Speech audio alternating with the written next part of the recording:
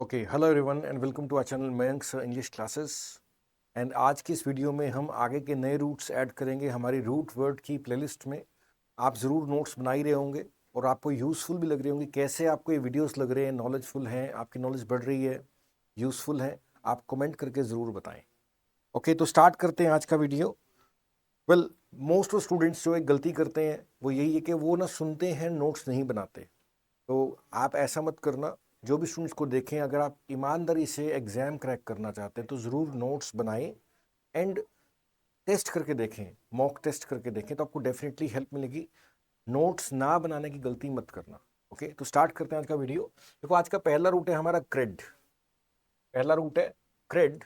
अब क्रेड किसको इंडिकेट करता है? विश्वास को इंडिकेट करता है। देखो, अगर किसी वर्ड में क्रेड लिखा मिले, ये ट्रस्ट को इंडिकेट करता है, विश्वास को इंडिकेट करता है, राइट।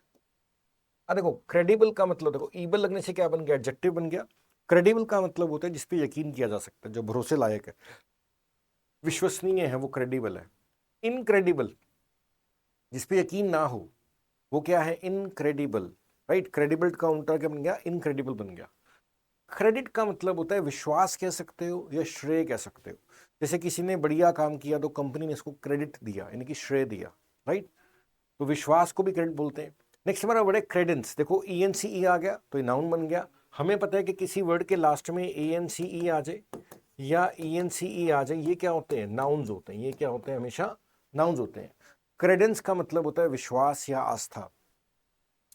क्रीडेंशियल्स, क्रीडेंशियल्स क्या होते हैं? आपके बेसिक डॉक्यूमेंट्स होते हैं जो आपकी पहचान पत्र वगैरह के काम आते हैं, जैसे आधार कार्ड हो गया, पैन कार्ड हो गया, 10th की डीएमसी होगी।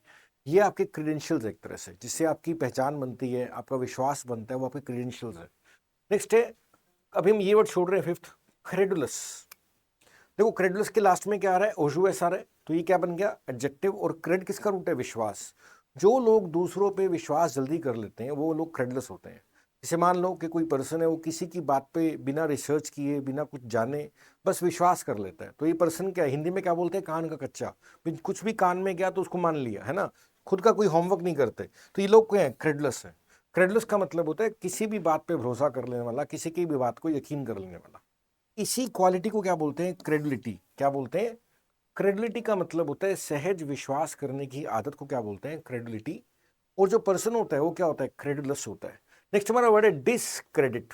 जो क्रेडिट का मतलब क्या है? विश्वास, राइट। और डिस क्या बन गया? नेगेटिव। तो किसी को बदनाम करना क्या होता है? डिसक्रेडिट करना होता है। किसी को नाम खराब करना, किसी को बदनाम करना क्या है? डिसक्रेडिट करना। नेक्स्ट है मिसक्रेडिट। देखो, क्रेडिट शब्द का मतलब होता है श्रेय देना, ठीक है ना। यहां पर बता था श्रेय। और मिस का मतलब होता है गलत। गलत व्यक्ति को श्रेय देना क्या होता है? मिस क्रेडिट होता है। ध्यान रखना, डिस का मतलब होता है बदनाम करना, मिस का मतलब होता है गलत व्यक्ति को श्रेय देना, मिस क्रेडिट करना होता है। नेक्स्ट हमारा वर्ड देखते हैं ग्राफ। देखो, अगर इंग्लिश में ना आपने ऑटोग्राफ पढ़ा होगा, बायोग्राफी पढ़ा होगा, ऑटोबायोग्राफी पढ़ा होगा, ग्राफ वर्ड इंग्लिश में किसको इंडिकेट करता है? राइट को या ड्रॉ को इंडिकेट करता है, लिखने को इंडिकेट करता है ग्राफ वर्ड्स, ठीक है ना। जैसे ग्राफिक, देखो ग्राफ किसका रूट है? लिखने का। तो ग्राफिक का मतलब होता है, देखो कोई भी पेंटिंग कह सकते हो, कोई राइटिंग कह सकते हो, कोई फोटोग्राफ वगैरह कह सकते हो, लाइक जहाँ पे कुछ बना हुआ है, चाहे लिख कर बना हुआ है, चाहे पेंटिंग से बना हुआ है, चाहे फोटोज की फॉर्म में बना हुआ है, डिजिटल फॉर्म में बना हुआ है, ये सब ग्राफ है। ये सब क्या है? ग्राफ को इंडिकेट करता है। देखो, आपको मैं ऐसा गारंटी दे सकता हूँ, अगर आप रूट वर्ड्स बहुत अच्छे से कर लोगे ना और थोड़ा रीडिंग करते हो, तो आपका बहुत अच्छा स्कोर बूस्ट होगा एंटोनिम में, सिनोनिम में, स्पेलिंग मिस्टेक में, राइट। ध्यान रखना, आपका स्कोर बहुत अच्छे से बूस्ट होगा, स्पेलिंग मिस्टेक भी इंप्रूव होगा, आपका आपका एंटोनिम भी अच्छा होगा, सिनोनिम भी अच्छा होगा, बहुत हेल्प मिलेगी, आपका स्कोर ओवरऑल काफी इंप्रूव हो जाएगा। तो पूरी वीडियोस देखा करो, उसके नोट्स बनाया करो। देखो, ग्राफिक का क्या मतलब है? देखो, ग्राफिक का मतलब है पेंटिंग, राइटिंग से जुड़ा हुआ। ऑटोग्राफ, ग्राफ का मतलब होता है खुद के सिग्नेचर, जैसे आपने कहीं पे अपने साइन किए तो आपका वो क्या बन गया? ऑटोग्राफ बन गया। नेक्स्ट है बायोग्राफी। देखो, बायो शब्द का मतलब होता है जीवन। बायो का क्या मतलब है? जीवन।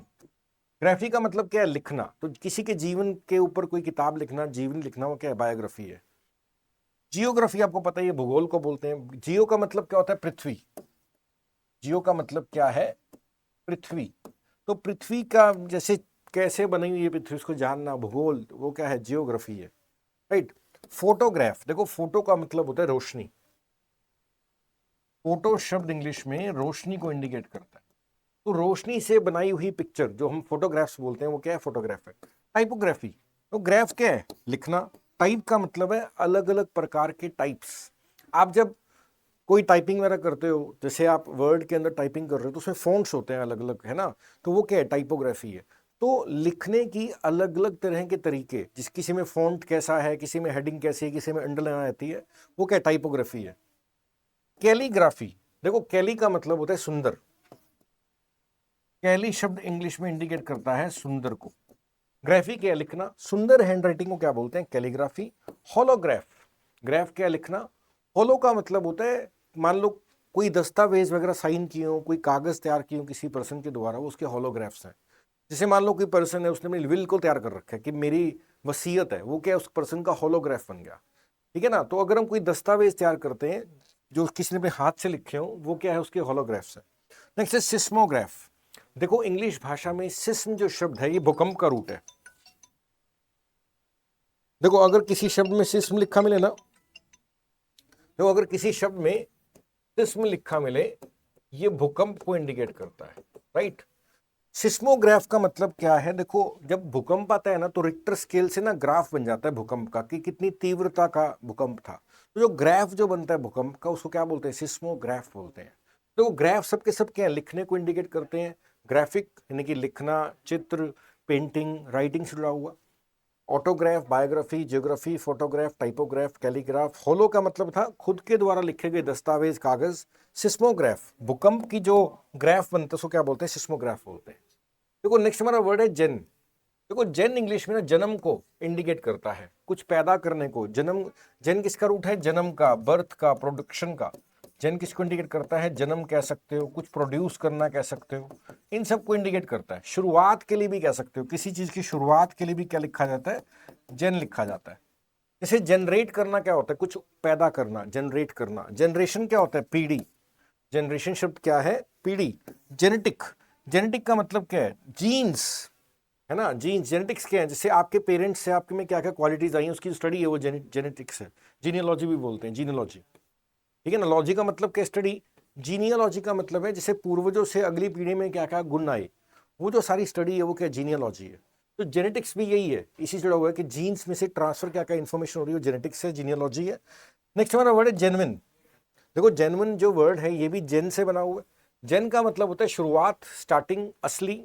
जो पहला होगा वो असली होगा। तो जेन्युइन का मतलब क्या होता है? असली। जेनोसाइड, हमने स्टार्टिंग में एक रूट वर्ड पढ़ा था, CIDE। देखो किसी भी वर्ड के लास्ट में CIDE आ जाए, इसका मतलब होता है हत्या। जेन का मतलब होता है कई सारे लोग, कई सारे लोगों की हत्या को क्या बोलते हैं? जेनोसाइड बोलते हैं। जेनरे, जेनरे का मतलब होता है कैटेगरी। जैसे म्यूजिक के अलग अलग जेनरेज हैं, रॉक म्यूजिक है, पॉप म्यूजिक है, क्लासिकल म्यूजिक है, ऐसा कई तरह की वैरायटी है ना गाने की। तो वो उसके म्यूजिक की वो क्या है? जेनरेज है उसके। जेनरे का मतलब होता है कैटेगरी।